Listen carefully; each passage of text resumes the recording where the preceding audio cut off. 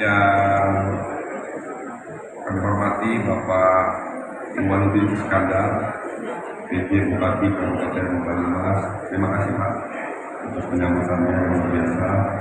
Bapak Agus Nur Hadi, Sekda Kabupaten Banyumas. Terima kasih Pak Sekda.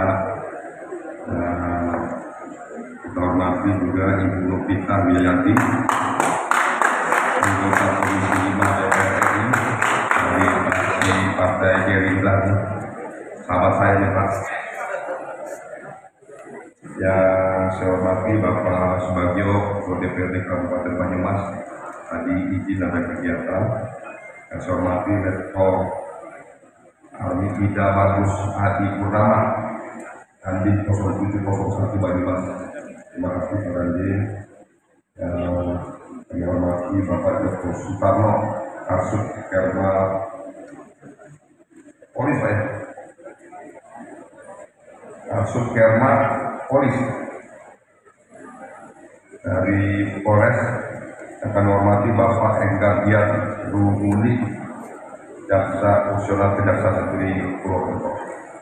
Akan hormati Bapak Tepikuh Ande, Ketua Utama PT Sinar Energi Utama, Bapak Iwayan Arambawal, Senior Manager PT PLN Indonesia Power, juga Bapak Tabrani, Dirjen Pengembangan Ekonomi dan Investasi Desa dan Daerah Tertinggal, juga Ibu Andi Rama, Bapak Menteri, Ibu Dewi Indiani, Direktur Perencanaan Teknis Dijen, kemudian Bapak Aditya Hendra Krishna, Direktur Pelayanan Investasi Dijen P, dan Bapak Yusra, Direktur Promosi dan Pemasaran Produk Unggulan Dijen P, Bapak Tunggak Santoso, Kepala Balai Besar Pelatihan dan Pemberdayaan Masyarakat Jakarta, Ibu Santitri Pamuji, Camat Lumbir, Bapak Suwarjo, Kepala Desa Lumbir, dan juga Bapak Dasar, Direktur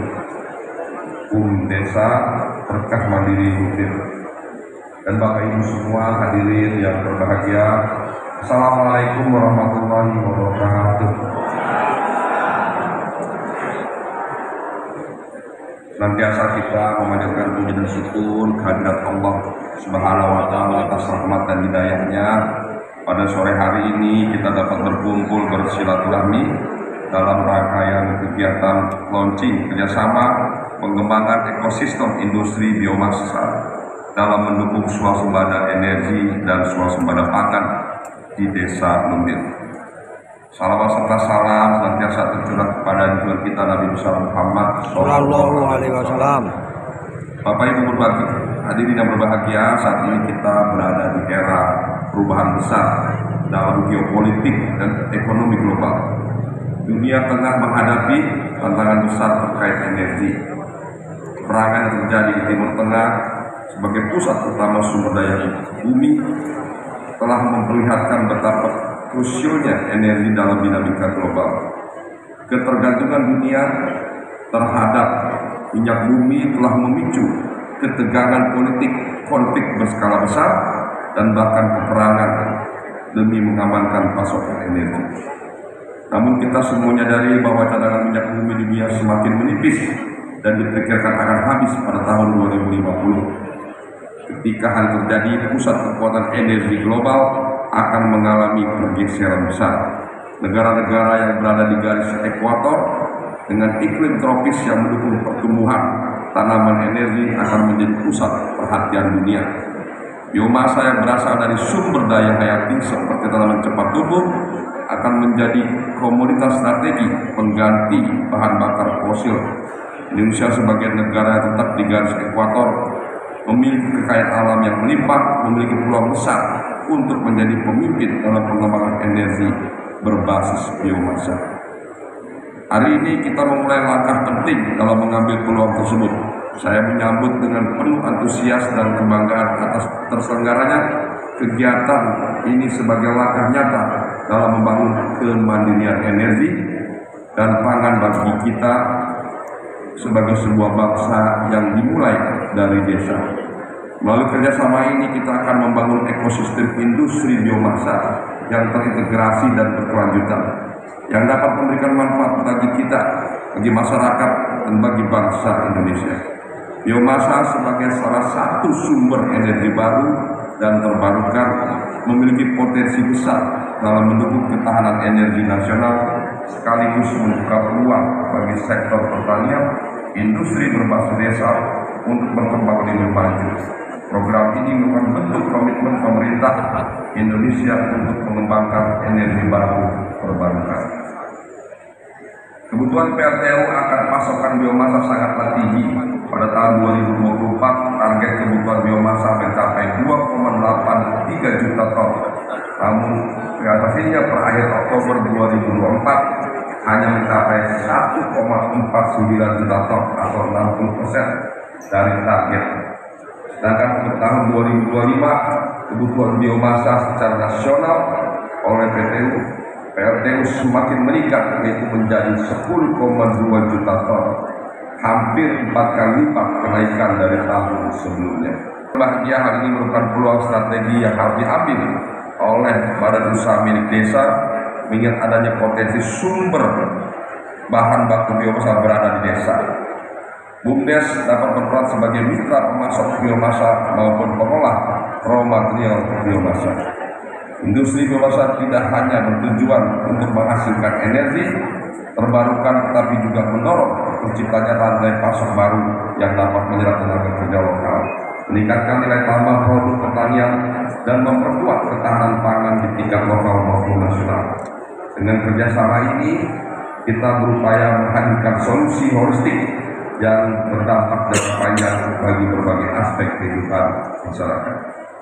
Hadirin yang saya banggakan, pada kesempatan ini saya ingin mengajak seluruh pemangku kepentingan, baik pemerintah, dunia usaha, akademisi maupun masyarakat luas untuk bersama-sama mendukung dan berpartisipasi aktif dalam pengembangan industri biomasa.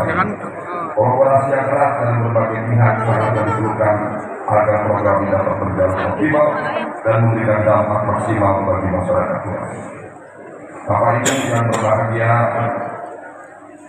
saya ingin menyampaikan beberapa hal bahwa pada kesempatan ini saya ingin menegaskan bahwa Badan Usaha Milik Desa atau BUMDes memiliki peran strategis dalam memanfaatkan peluang ini.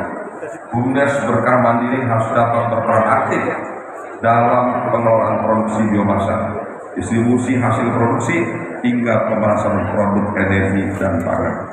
BUMDesa juga dapat menjadi fasilitator pelatihan dan pembinaan masyarakat, sehingga seluruh lapisan masyarakat desa memiliki kesempatan yang sama untuk berpartisipasi dalam pengembangan ekosistem biomasa.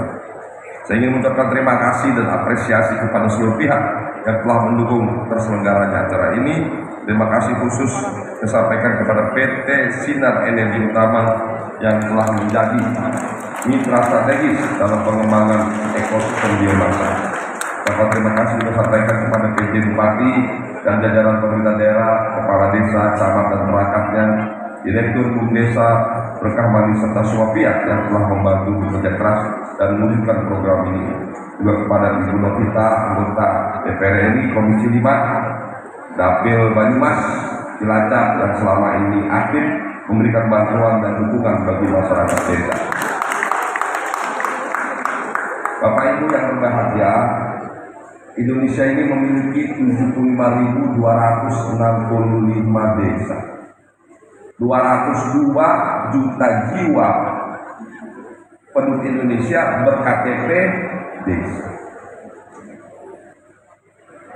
Namun masih ada hampir 10.000 desa yang belum mendapatkan aliran listrik.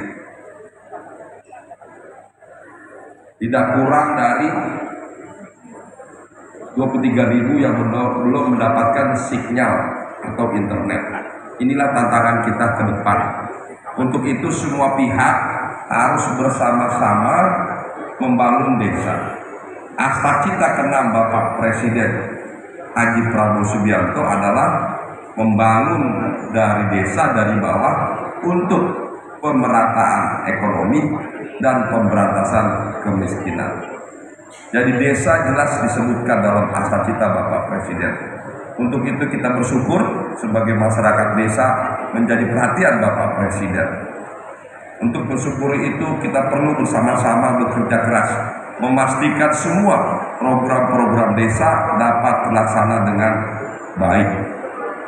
Jadi Bapak Ibu, salah satu program unggulan Bapak Presiden adalah makan gizi gratis. Sampai hari ini sudah hampir 800.000 anak-anak kita yang mendapatkan makan gizi gratis. Insyaallah nanti di akhir tahun tidak kurang 6 juta anak-anak kita yang akan mendapatkan makan gizi gratis.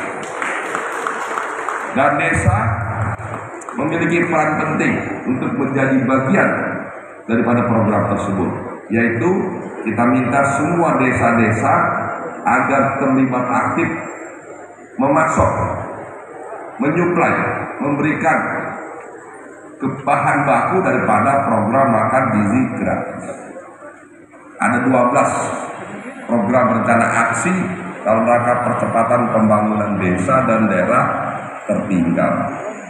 Untuk itu kami minta semua desa harus aktif membangun desa, libatkan semua masyarakat desa, pemerintah desa, didukung oleh Pak Bupati dan jajarannya agar semua program desa dapat terlaksana dengan baik.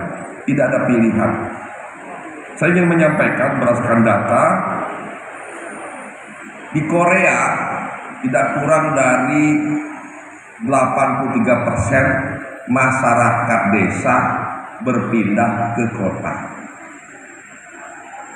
Jadi di desa kurang lebih tinggal 17%, 83% ada di kota. Di Jepang jumlahnya lebih besar lagi. Jumlah di Jepang sudah mencapai 93% urbanisasi atau masyarakat desa berpindah di kota. Jadi di kota ditinggalkan. Kenapa demikian? Karena masyarakatnya ingin mendapatkan ilmu yang baik, adanya di kota, pindah ke kota. Setelah belajar di kota, ingin mendapatkan pekerjaan yang baik, adanya di kota, lanjut di kota.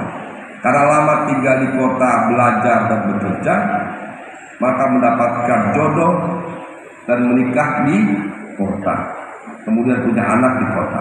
Belakangan karena hidup biayanya tinggi, jadi mereka hanya punya anak satu. Belakangan semakin tinggi, mereka tidak ingin punya anak. Belakangan bahkan tidak ingin menikah. Inilah yang terjadi, fenomena di negara-negara maju sudah terjadi di Jepang dan di Korea. Jangan sampai hal ini terjadi. Untuk itu kita harus hadirkan kesempatan yang lebih baik bagi masyarakat desa agar dapat tinggal di desa. Berbagai potensi desa harus dikembangkan. Berbagai masalah desa harus kita atasi. Itulah sebabnya sekarang Bapak Presiden sangat fokus dalam pembangunan, memberi kesempatan sebesar-besarnya bagi kesejahteraan dan kemakmuran masyarakat. Gaji guru dinaikkan, gaji hakim dinaikkan, harga beli gabah kering sudah dinaikkan, jagung dan lain dinaikkan. Judi online diberantas, narkoba diberantas.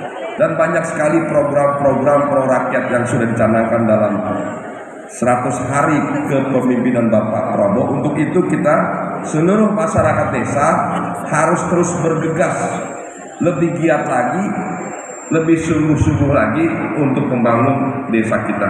Saya kira itu saja yang saya sampaikan. Terima kasih atas kesempatan yang baik ini. Mudah-mudahan kegiatan seperti di Desa Lumbir ini dapat direplikasi, dapat juga dilaksanakan di desa-desa lainnya. Insya Allah nanti dengan dukungan Pak PJ Bupati, insya Allah kegiatan seperti ini juga dapat dilaksanakan di daerah lain. Terlebih tadi kita ketahui bahwa Indonesia merupakan negara tropis. Ya. Jadi di dunia ini menurut para ahli pada tahun 2050-an ketika fosil habis menipis, maka potensi terjadinya peperangan tidak dapat diindahkan.